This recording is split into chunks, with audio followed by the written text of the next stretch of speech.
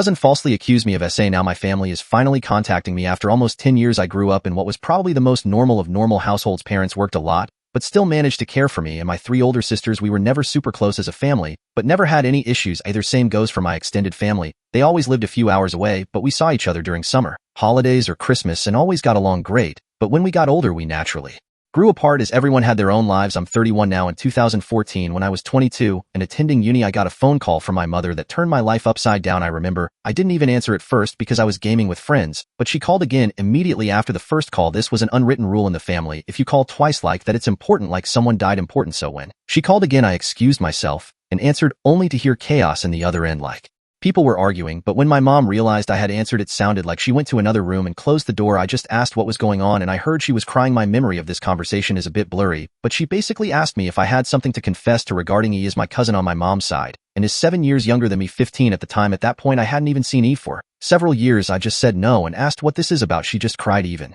harder and started accusing me of SA and E back when we were children, that he had told everything to my sister and that my sister told my mother and my aunt. He had told them that back when she was 9 and I 16. She'd been playing in my room when I came in and started feeling her under her clothes and kissing her. My mother screamed at me to say something, but I couldn't even speak. It was also absurd. I remember thinking that must be some bad joke. The last thing I remember saying was that it's not true and that he is lying. But then my mom goes on saying that how he gave such a detailed description of where and how. Then she kept asking something like, did you do this? Did you do this? And I just screamed back at her no. Each time it all ended with my mom putting me on speaker and both my mom and dad saying that they don't want anything to do with me and never to contact them again. 2 of my sisters texted me later that day pretty much saying that I'm disgusting and then blocked me. I know it's weird, but after that call I went to have a long shower. To this day I still don't know why I did that. After calming down, I started calling and texting everyone, even no one answered. And the ones who hadn't blocked my number by then quickly did so. The only thing I heard back was from my father, who texted me to stop contacting them and that they need to heal. That was 9 years ago, and I haven't spoken to anyone in my family since that day. To say this yup is an understatement. I was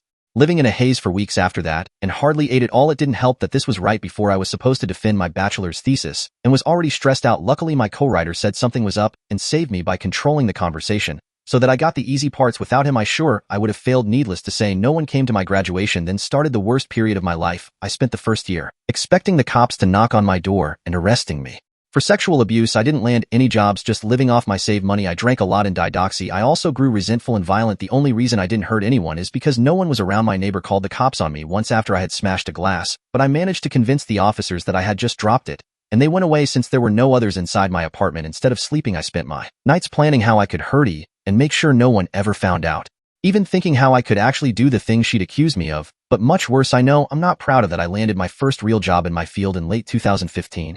Only then did things start to improve. I focused all my time on my job as it gave me something normal to do. Recovery was a slow process, but I drank less and smiled more. I lived cheap and earned good money. So I made a point of buying myself a nice gift for my birthdays, a VR headset, a motorcycle, Lego, etc. And last year I moved from my shitty apartment and bought a small house. It was an old dream of mine to have my own garage and a garden to care for. This has boosted me even more, so my life is okay. Now I still got problems. I've been on antidepressants for the last few years, and while they help, it's not in a happy way. They simply remove the dark thoughts and replace them with dead ones. My trust in other people is close to non-existent. I've tried dating, but only been on 2 dates with 2 different women. It's really hard to speak like a normal person when it comes down to it. And what would I tell a potential partner when she asked about my family? Oh, they accused me of a heinous crime and we're not talking anymore, but I didn't do it. I swear my field is very male-dominated. So the only woman I really speak to is my therapist, who I like a lot. A few days ago, I received a text from my mother. It felt unreal, and I was scared to open it at first, so I just stared at the notification for hours before opening it. Yesterday, a second text followed. Translated, they basically say, "Hi, my name. It's been so long since we talked. We miss you and want to know how you're doing here," she writes. A long text about my sisters and how my nieces and nephews are getting big. I didn't even know I was an uncle. Know that we love you and always will love Mom and Dad. The second text said, "Hi, my name. We understand if you don't want to talk to us after what happened, but please listen. Last month, the subject of you was brought up at a family gathering. During this, he was downplaying everything that had happened to her. It got so awkward that she finally admitted that nothing happened and that she probably just dreamed it. We were all appalled by this. When we last spoke, we wanted to protect E and did the only thing we thought we could do. We know that's not excusing how you were treated. What he did was wrong, and we're all angry at her. We have called everyone that knew and told them the truth. We all want to speak with you, and your sisters want you to meet their families. Please write back if you can find it in you to forgive us. Love, Mom and Dad." So yeah, that's my situation right now. I haven't answered, but they no doubt know I've seen it. Truth be told, I'm seething. So many old shitty memories are now stirring again. I don't want to forgive them, and I wouldn't trust myself to be in the same room as them right now. Part of me wants to call my family and unleash everything on them to guilt them with everything I went through until they all hit the rock bottom, then dedicate my life to make my cousin's life as miserable as possible. The other part wants to ignore them and continue with my okay-ish life with my motorcycle in my garden to keep me company. I don't have any friends. The only people I speak to are my coworkers, but we're not really close. I've called my therapist clinic, but they told me she's on vacation and won't be available for weeks, and I don't want anyone else than her. So that leaves internet strangers. So please, where to go from here? Do I ignore them and continue as is, or do I answer? And if so, what to even write? I'm pretty sure meeting them in person would be a bad idea for a foreseeable future, but I'm not even sure how my life can improve from picking up those old threats. As embarrassing as it may sound, I've dreamed about the day when they apologize to be them throwing themselves to the ground and kissing my feet. Texting seems so anticlimactic. Now cousin falsely accused me of SA. Now my family is contacting me after almost 10 years. Part 2. So it's been around 3 months since I last posted the previous post, and a decent amount has happened, some for the better and some for the worse. For one, is still a huge J-hole. Around a week after my family sent me the messages, she also reached out with a huge apology text. When I received it, I couldn't believe my eyes. She was talking about how she had mental problems and has been dealing with them for ages, almost as an excuse as to why she did this to me. She said she needed help, and her parents were helping her get it. This seemed like BS to me, because all my life I knew she was a beaming, radiant girl. Until that dreadful day in 2014.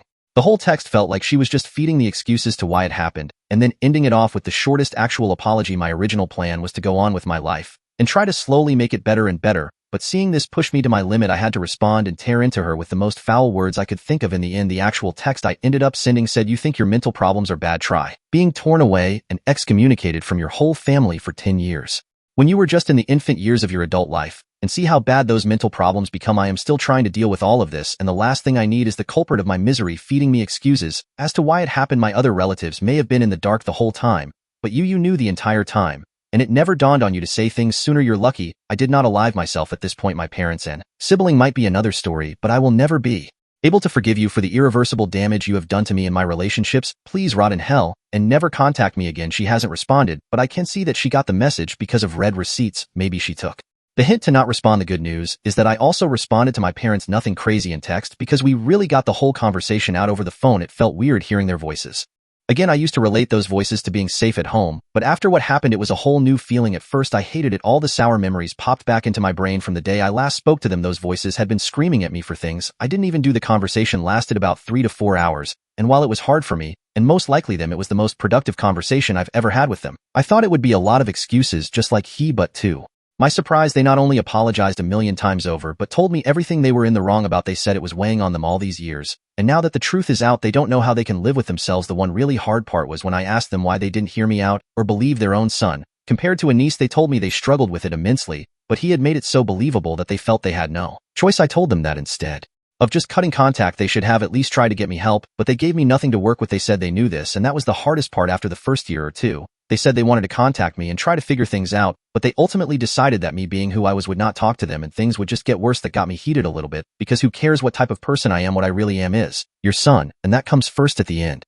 We came to the conclusion that we will stay in contact. I am not going over to visit them or anything, but it's a start. While there is still so much hatred in my heart for them, I feel like things can get better, and that's why I'm somewhat happy. Since that phone call, we frequently check up on each other and conversations are slowly getting back to what they used to be. Maybe I'll visit them someday, but I don't know when it will be or how it will go. How am I supposed to hug and say hi to the people who threw me out of their life? Cousin falsely accused me of SA. Now my family is contacting me after almost 10 years. Final part. Hey guys, so I have another update on my whole situation regarding and the SA. It has been another 4 to 5 months since the last update, and I have some better news than worse this time again. To start off, a lot of people were telling me to sue or take you to court. While I agree that what she did was unforgivable and heinous, I don't feel like that will cause any good. The situation has been 10 years in the making, and I kind of just want to be all over and done with it. Taking her to court would cost me thousands of legal fees that I just can't afford, and I also can't help but think of the fact that he never took it to court either. I know that's not a good excuse, but it's just a thought. I am still in contact with my parents, and you won't believe it, but I actually visited them around a week ago. They also have removed contact with and I feel like you're getting the same treatment I went through is similar to being sued in terms of punishment. Believe me, I would know. Visiting the parents went well. I haven't seen the rest of my family as I want the process to be gradual, but we met and had a nice dinner. Of course, in my last post I said I didn't know how the greeting process would go. How was I supposed to greet the people who tore my normal life away? Well, the greeting went better than I imagined. I thought hate would win over me, but I actually fell Felt somewhat relieved when I saw them. Is that weird? Maybe it was the fact that seeing them, maybe my life was getting back to the normal it was before, but I don't know. I didn't hug them until after because the conversation we had was pretty grueling. I didn't mean to rip into them, but I felt I had to really get the point across of how much hurt they had caused me. At some point my mother cried because of the detail I went into about my darkest times. They said they know they can't do anything to fix what has happened, but want the future to be optimistic. They even opened the idea of coming home for Christmas and seeing the rest of the family, but I told them my plan about taking it slow and said it might be open to the idea. While I am still conflicted, that feeling of hatred is slowly going away, and I'm overall just feeling like a better person in general. I think the weight of the situation had pulled me down all those 10 years, and now that I am free of judgment, it feels good. I have also